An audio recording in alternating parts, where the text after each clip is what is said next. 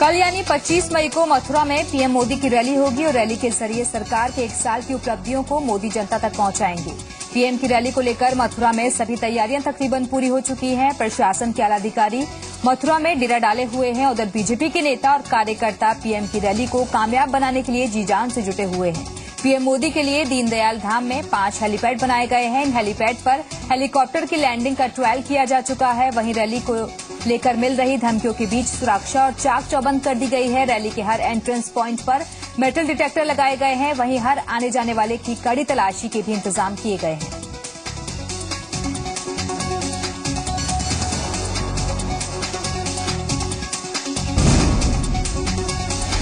मथुरा में कल प्रधानमंत्री नरेंद्र मोदी की महारैली होने वाली है, जिसके लिए सुरक्षा के इंतजाम भी बेहद चाक चौबंद किए गए हैं। इसी बीच धमकी भरा मैसेज भेजने वाले शख्स को भी पुलिस ने गिरफ्तार कर लिया है। आपको बता दें कि मथुरा महारैली से पहले मथुरा के एसएसपी के मोबाइल पर मैसेज आया था, जिसमें प्रधानमंत्री मोदी की हत्या की धमकी दी गई थी। इस मैसेज के बाद सुरक्षा एजेंसियों के कान खड़े हो गए और मैसेज भेजने वाले की तलाश शुरू कर दी। आखिरकार पुलिस की कवायद रंग लाई है और आरोपी शख्स रामवीर को गिरफ्तार कर लिया गया है। रामवीर के खिलाफ आईटी एक्ट समेत कई धाराओं में केस दर्ज किया गया है। बताया जा रहा है कि रामवीर नावली थाने के नौहझील का रहने वाला है। साथ ही रामवीर के भाई को भी हिरासत में लेकर पूछताछ की जा रही है। बताया जा रहा है कि रामवीर ने फर्जी आई कार्ड के जरिए एसएमएस भेजने के लिए सिम खरीदा था। फिलहाल आरोपी शख्स को पुलिस ने गिरफ्तार कर लिया है और गिरफ्तार कर ये पता लगाने की कोशिश कर रही है कि एसएमएस भेजने के पीछे उसका मकसद क्या था। सपा नेता अबू आजमी का प्रधानमंत्री पर निशाना, कहा आम लोगों के नहीं प्रधानमंत्री मोदी जी के चल रहे हैं अच्छे दिन।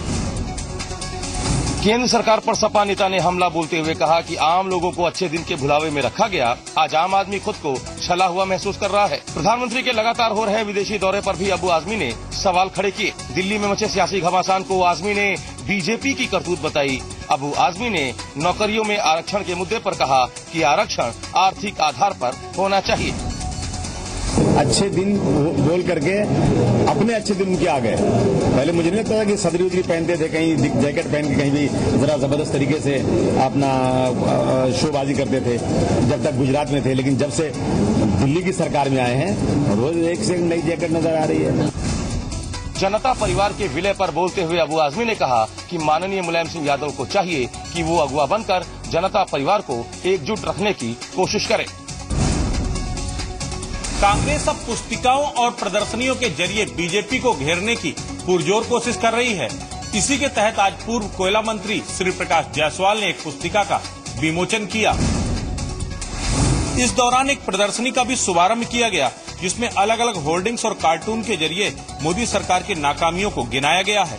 उसके बाद 8 पन्नों की इस पुस्तिका का विमोचन किया गया, जिसमें सरकार के 365 दिन में महंगाई, झूठे वादों, अविरल गंगा निर्मल गंगा अभियान, राम मंदिर जैसे मुद्दों को लेकर चुनाव में किए गए वादों की तस्वीर दिखाई गई है। हम ये उजागर करना चाहते हैं, जनता को जागरूक करना चाहते हैं। तो उस समय आपने भूल चूक कर दी, लेकिन अब हकीकत आपके सामने है। 1 साल के अंदर इस देश का कितना कल्याण हुआ, ये आप प्रदर्शनी में आके देख लीजिए। इसी दौरान श्री प्रकाश जायसवाल ने चीन के मुद्दे पर प्रधानमंत्री मोदी पर बड़ा हमला बोला। कहा कि प्रधानमंत्री मोदी चीन की यात्रा पर थे और चीन अरुणाचल प्रदेश को अपना हिस्सा बताता रहा। भला इससे बड़ी शर्मिंदगी की बात और क्या होगी। केंद्रीय गृह मंत्री राजनाथ सिंह आज लखनऊ में थे। इस दौरान उन्होंने कई सारे कार्यक्रमों में शिरकत की। राजनाथ सिंह ने पाकिस्तान द्वारा दिए गए बयान कि वहां बढ़ रहे आतंकवाद के लिए भारत जिम्मेदार है, आज पाकिस्तान को जवाब दिया। उन्होंने कहा कि पूरी दुनिया जानती है कि आतंकवाद के लिए कौन सा देश जिम्मेदार है। कांग्रेस द्वारा फूड पार्क को मुद्दा बनाए जाने पर राजनाथ सिंह ने कहा कि वो अब हताश हो चुकी है। इससे पहले राजनाथ सिंह ने State Bank of India Lucknow मंडल के अधिकारियों की आम सभा को संबोधित किया। उन्होंने प्रधानमंत्री जनधन योजना की कामयाबी का सेहरा बैंक अफसरों के सिर बांधा और कहा कि इस योजना की कामयाबी गिनीज बुक में दर्ज की गई है। इसी तरह प्रधानमंत्री द्वारा चलाई गई अन्य योजनाओं को भी कामयाबी मिलेगी। जितनी तेजी से प्रगति हुई है, मैं आंकड़े नहीं देना चाहता, आंकड़ों से आप सभी अच्छी तरह परिचित हैं। जितनी तेजी से प्रगति हुई, मैं समझता हूं कि आज नहीं तो कल हिंदुस्तान को यह याद होगा। इसके अलावा राजनाथ सिंह ने महामना मदन मोहन मालवीय भारत रत्न सम्मान समारोह और बीजेपी कार्यकर्ताओं की बैठक को भी संबोधित किया। रेल राज्य मंत्री ने केंद्र सरकार के रेल मंत्रालय का रिपोर्ट कार्ड पेश किया। कहा 8.5 लाख करोड़ रुपए रेलवे पर खर्च करेगी मोदी सरकार। रेल राज्य मंत्री ने प्रधानमंत्री के संसदीय क्षेत्र में रेल मंत्रालय के साल भर का लेखा जोखा पेश किया। रेल राज्य मंत्री मनोज सिन्हा ने रिपोर्ट पेश करते हुए कहा कि आम यात्री की सुविधाजनक यात्रा मोदी सरकार की सर्वोच्च प्राथमिकता है। भारी भरकम निवेश की आवश्यकता पर बोलते हुए मनोज सिन्हा ने कहा कि विश्व के तीसरे सबसे बड़े रेलवे नेटवर्क को पूंजी की जरूरत है और इसके लिए हमने LIC, कोल इंडिया, स्टील और पावर मिनिस्ट्री से समझौता कर रहे हैं। उत्तर प्रदेश के सभी जिलों में कुछ काम होना चाहिए। भारतीय रेल नेटवर्क सुधरना चाहिए और पूरे देश में विकास की लहर जो है थोड़ा तेज गति से आगे बढ़नी चाहिए। पूर्वांचल में एम्स खोलने पर रेल राज्य मंत्री मनोज सिन्हा ने कहा कि केंद्र सरकार एम्स के लिए जमीन तलाश रही है और जैसे ही जमीन केंद्र सरकार को मिलती है एम्स की घोषणा कर दी जाएगी। 40 लाख की आबादी वाले कानपुर महानगर में परिवहन व्यवस्था लंबे अरसे से ध्वस्त पड़ी है। JNNURM योजना के तहत मिली बसें एक बड़े घोटाले की वजह से कबाड़ में तब्दील हो चुकी हैं, तो उन्हें ठीक कराने के लिए सरकार के पास पैसा नहीं है। साल 2010 में यह सोचकर 270 बसें JNNURM योजना के तहत खरीद ली गयी कि इससे नागरिकों को स्थानीय आवागमन में सुविधा होगी, बसें कम न पड़े, इसलिए प्राइवेट बसें भी चलाई गयी। इससे परिवहन निगम और निजी बस संचालकों में व्यावसायिक प्रतिस्पर्धा मची और निजी ट्रांसपोर्टर्स को फायदा पहुंचाने के लिए एक साजिश के तहत परिवहन निगम की बसें धीरे धीरे कबाड़ में बदल दी गयी। कुछ उसमें जैसे नेग्लिजेंस थी, रनिंग कॉस्ट ज्यादा आने लगा था, मेंटेनेंस सही नहीं हो रहा था, तो मेंटेनेंस नहीं सही होगा तो बस तो खड़ी हो जाएगी। हाँ, जांच बिठाई थी, उसमें कुछ अधिकारियों के खिलाफ शिकायत प्रूव हुई तो मैंने MD UPSRTC को लिखा है कि दोषी अधिकारियों के खिलाफ कार्रवाई करेगी। कमिश्नर की इस पहल के बावजूद जनता को राहत मिलने में कुछ वक्त लग सकता है, क्योंकि शासन से जरूरत के 23.5 करोड़ के सापेक्ष केवल 3.5 करोड़ रुपया ही आवंटित हुआ है। ग्रेटर नोएडा में किसानों ने फिर जमीन पर जंग की तैयारी की है। भूमि अधिग्रहण मामले पर प्राधिकरणों की गलत नीतियों से नाराज किसानों ने आज बाइक रैली निकाली। किसानों का आरोप है कि नोएडा, ग्रेटर नोएडा और यमुना प्राधिकरण ने कोर्ट के आदेश के बाद भी बढ़ा हुआ मुआवजा नहीं दिया।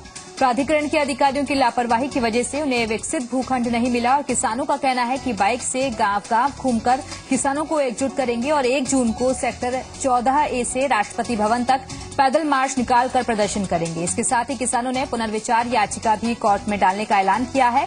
सुप्रीम कोर्ट ने पिछले हफ्ते जमीन अधिग्रहण को सही ठहराते हुए अथॉरिटी को आदेश दिया था कि वो किसानों को सही मुआवजा दिलाए। ये जो रोड शो है तकरीबन 50 किलोमीटर के आसपास, 50 से 55 किलोमीटर के आसपास है और हमने जो ये रैली निकाली है, जो माननीय सुप्रीम कोर्ट का निर्णय जिस तरह से किसानों के विरुद्ध आया है और जिस तरह जन भावनाओं को दरकिनार करके एक वर्ग विशेष को फायदा पहुंचाया गया है, इसके विरोध में हम ये मार्च निकाल रहे हैं। शुरू से ही अथॉरिटी ने हमारे साथ धोखा किया, अर्जेंसी क्लॉज लगा के इंडस्ट्रीज के लिए जमीन ली, लेकिन वो बिल्डरों को दे दी। हर सरकार जो भी आती है, जो गई है, सब धोखाधड़ी कर रहे हैं और सुप्रीम कोर्ट ने भी हमारे साथ सही नहीं किया। संगम नगरी इलाहाबाद में आयोजित हुआ भोजपुरी का महाकुंभ। भोजपुरी के इस सबसे बड़े आयोजन में देश और विदेश से आए हजारों प्रतिनिधियों ने हिस्सा लिया। सबकी एक ही चिंता थी कि हिंदी के बाद सबसे ज्यादा बोली जाने वाली इस भाषा को किस तरीके से आगे बढ़ाया जाए। पूर्व राज्यपाल अंशुमान सिंह के अलावा इस महासम्मेलन में भोजपुरी के जानकार प्रतिनिधियों में से मॉरिशस के और लंदन के कई प्रतिनिधि भी शामिल हुए। भोजपुरी के इस महाकुंभ में यह चिंता भी जाहिर की गई कि देश के प्रधानमंत्री नरेंद्र मोदी ने अपने चुनाव के पहले भोजपुरी को 8वीं अनुसूची में दर्ज कराने का जो वायदा किया था, आज तक वह पूरा नहीं हुआ है। जो लोग भोजपुरी भाषी होते हुए भी भोजपुरी को छोड़ के अपनी भाषा से पलायन कर रहे हैं, उसको कैसे संगठित करके संवर्धन उसका हो, उसके लिए प्रयास करने का हम लोगों का है। इसी चिंता को लेकर अब भोजपुरी के जानकार आने वाले दिसंबर में वाराणसी में एक विश्व भोजपुरी सम्मेलन का आयोजन करेंगे, जहां भोजपुरी की विभिन्न समस्याओं के बारे में डिस्कस किया जाएगा। अलीगढ़ मुस्लिम यूनिवर्सिटी में MBBS की प्रवेश परीक्षा के परिणामों पर रोक लगा दी गई है। बताया जा रहा है कि फर्जीवाड़े की आशंका के चलते ये फैसला लिया गया है। दरअसल AMU की मेडिकल प्रवेश परीक्षा में फर्जीवाड़े की शिकायत आई है। सूत्रों की माने तो AMU के केरल के मल्लापुरम सेंटर में MBBS की प्रवेश परीक्षा में 40 छात्र सेलेक्ट हुए हैं। इसी सेंटर के 11 छात्र वेटिंग लिस्ट में हैं, जबकि AMU MBBS कोर्स में कुल 140 सीटें हैं। मामले की जानकारी मिलने के बाद VC ने 3 पूर्व कुलपतियों की एक जांच कमेटी बना दी है और जांच रिपोर्ट आने तक रिजल्ट रोक दिया गया है। परिणामों को जब एसेस किया जा रहा था, प्रोसेस किया जा रहा था, तो कुछ चीजें ऐसी लगी जो आमतौर पर नहीं होती। उसकी शिकायत वाइस चांसलर से की गई और वाइस चांसलर साहब ने तत्काल कंट्रोलर ऑफिस से ये प्रवेश परीक्षा का प्रोसेस होता है, रिजल्ट वाइस चांसलर की। वाइस चांसलर ने तत्काल एग्जीक्यूटिव काउंसिल की मीटिंग बुलाई, 3 सदस्यीय कमेटी जांच गठित की और उनसे कहा कि वो अपनी रिपोर्ट सबमिट करें। दरअसल एक ही सेंटर में इतनी बड़ी संख्या में छात्रों को चयनित होने पर संदेह होना स्वाभाविक है। देखना होगा कि जांच रिपोर्ट में क्या नया खुलासा होता है। बलिया में एक निजी नर्सिंग होम के 2 वार्ड बॉय पर नाबालिग लड़की के साथ गैंग रेप का आरोप लगा है। पीड़िता अपनी बीमार मां की देखरेख के लिए अस्पताल में रुकी थी। दरअसल पीड़िता की मां को पेट दर्द की शिकायत के बाद शारदा हॉस्पिटल में भर्ती कराया गया था। दवा के पैसे कम पड़ने पर पीड़िता के पिता उसे बीमार मां की देखरेख करने के लिए छोड़कर घर चले गए थे। शुक्रवार रात दवा देने के बहाने अस्पताल के दोनों कर्मचारियों ने अस्पताल के भीतर पीड़िता के साथ गैंगरेप किया। इस संबंध में मुकदमा थाना बांसडीह रोड पर धारा 376D और 506 IPC तथा 3/4 पॉक्सो एक्ट के तहत दर्ज कर लिया गया।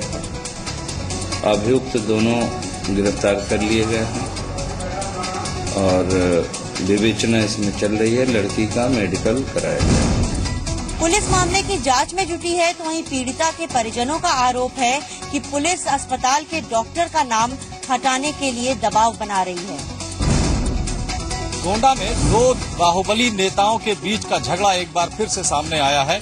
इस बार मामला मंत्री की आवाज में एक व्यक्ति को धमकी देने का है। आरोप है कि शिव दुबे नाम के एक शख्स ने यूपी सरकार में माध्यमिक शिक्षा राज्य मंत्री विनोद सिंह उर्फ पंडित सिंह के नाम से उनकी आवाज पर एक व्यापारी के बेटे आकाश अग्रवाल को गालियां दी और धमकी दी।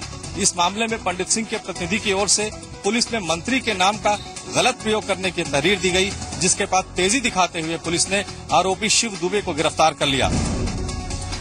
ये सारा जो है मामले को मैनेजिंग करने का काम ब्रजभूषण सिंह कर रहे हैं।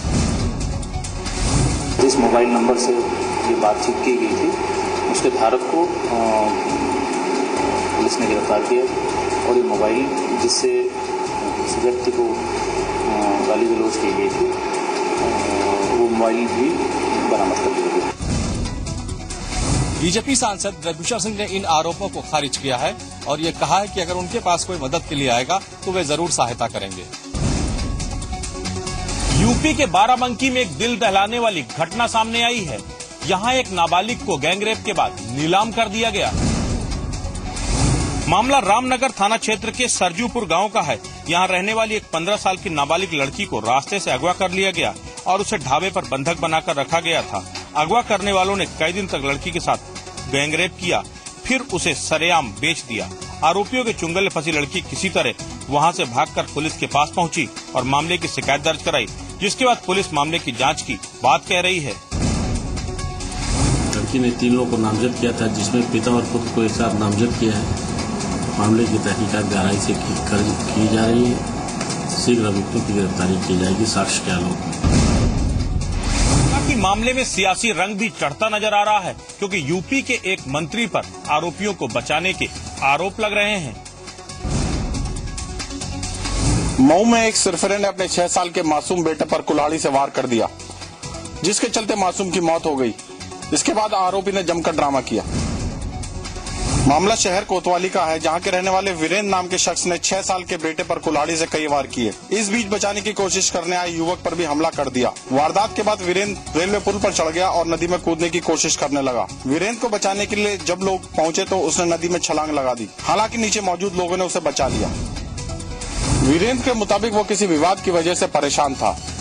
फिलहाल आरोपी वीरेंद्र और घायल युवक दोनों को अस्पताल में भर्ती कराया गया है। भदोही रेलवे स्टेशन पर आज एक बड़ा हादसा टल गया। कई लोगों की जान बाल बाल बची। दरअसल यहां प्लेटफॉर्म नंबर 2 पर फुटओवर ब्रिज का निर्माण चल रहा था। उसी दौरान एक 150 फीट लंबा गाटर क्रेन से छूटकर नीचे खड़ी एक मालगाड़ी पर गिर गया। मालगाड़ी का एक डिब्बा बुरी तरीके से क्षतिग्रस्त हो गया। चश्मदीदों के मुताबिक अगर मालगाड़ी नीचे न होती तो भारी भरकम गाटर नीचे काम कर रहे मजदूरों और प्लेटफॉर्म नंबर 1 पर खड़े लोगों के ऊपर गिर सकता था। गाटर गिरने के बाद कई घंटे तक रूट भी बाधित रहा। दर्जन भर ट्रेनों को घंटों तक पास के स्टेशनों पर रोका गया और इस पूरे मामले में रेलवे प्रशासन ने लापरवाही बरती। सुरक्षा इंतजामों की अनदेखी की गई। आसपास बैरिकेडिंग भी नहीं की गई। घटना के बाद से आलाधिकारी बोलने से बचते नजर आ रहे हैं। आज ये ब्रिज का वो था पाइप गिरने से यही वजह से एक ट्रेन आवागमन बंद हो गई। यहाँ लंबा हादसा हो जाता। बहुत बड़ी दुर्घटना घट सकती थी।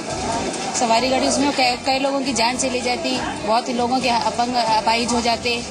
किसी किसी बहुत तरीके से घटना हो सकती थी।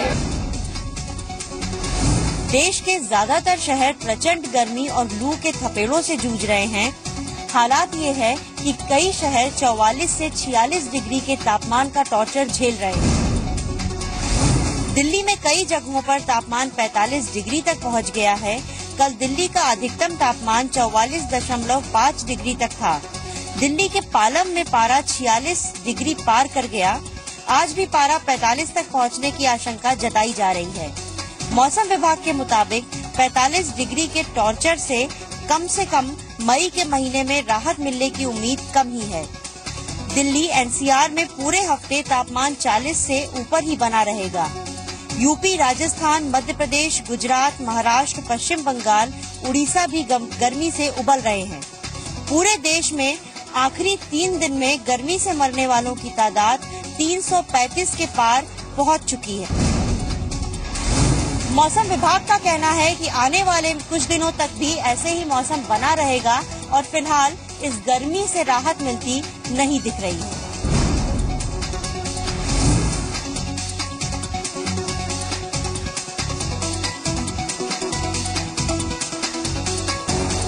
उत्तराखंड में प्रदेश बीजेपी अध्यक्ष तीरथ सिंह रावत का कार्यकाल अक्टूबर 2015 में खत्म हो रहा है, जिसे देखते हुए नए प्रदेश अध्यक्ष के लिए कवायद तेज हो गई है और 2017 के चुनाव के मद्देनजर भी अटकलें तेज हो गई हैं। अक्टूबर 2012 से तीरथ सिंह रावत ने प्रदेश अध्यक्ष की कमान संभाली है। उन्होंने कहा है कि पार्टी उन्हें जो भी जिम्मेदारी देगी वो उसे निभाने को तैयार है।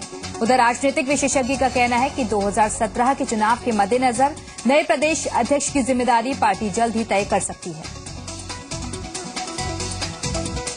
देखिए, मेरी चाह वही है जो मैंने आपको विषय अभी बताया कि मेरा कार्यकर्ता हमारा पूरी तरह से सदस्य पार्टी से जुड़े और पार्टी की रीति नीति को समझे और पार्टी नीचे तक ग्रास रूट तक जाए और ग्रास रूट तक पार्टी जाए तो स्वाभाविक निश्चित है कि हम सफलता पाएंगे और जब सफलता पाएंगे तो तब जाके सरकार बनेगी ना। बागपत के मनोज वशिष्ठ एनकाउंटर मामले में मनोज को इंसाफ दिलाने के लिए लोगों ने दिल्ली पुलिस के खिलाफ अपना विरोध जताया। दरअसल आज मानव अधिकार संगठन के कार्यकर्ताओं ने दिल्ली पुलिस की शव यात्रा निकाली और दिल्ली पुलिस के खिलाफ नारेबाजी की। वहीं कार्यकर्ताओं ने एनकाउंटर में शामिल पुलिसकर्मियों के खिलाफ कार्रवाई की मांग की और इतना ही नहीं, उन्होंने चेतावनी भी दी कि अगर दोषियों के खिलाफ कार्रवाई नहीं हुई तो वो लोग हाईकोर्ट जाएंगे और दिल्ली की पानी सप्लाई भी बंद कर चक्का जाम करेंगे।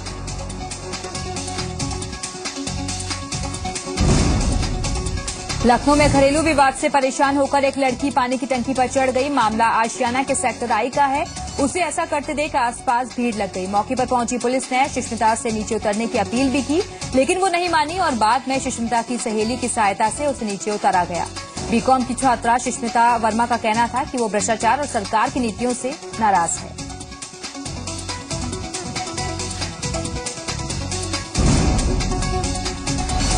मेरठ में एक महिला को छेड़ना एक मनचले को भारी पड़ गया। छेड़खानी की शिकार महिला के साथ ही वहां मौजूद लोगों ने मनचले की जमकर पिटाई की। वैशाली रोडवेज बस स्टैंड पर एक युवक ने एक महिला टीचर के साथ छेड़खानी कर दी, जिसके बाद पीड़ित महिला ने मनचले युवक की पिटाई करनी शुरू कर दी। देखते ही देखते वहां मौजूद लोगों ने भी युवक को जमकर पीटा। हालांकि जब तक मौके पर पुलिस पहुंचती, आरोपी युवक फरार हो गया था।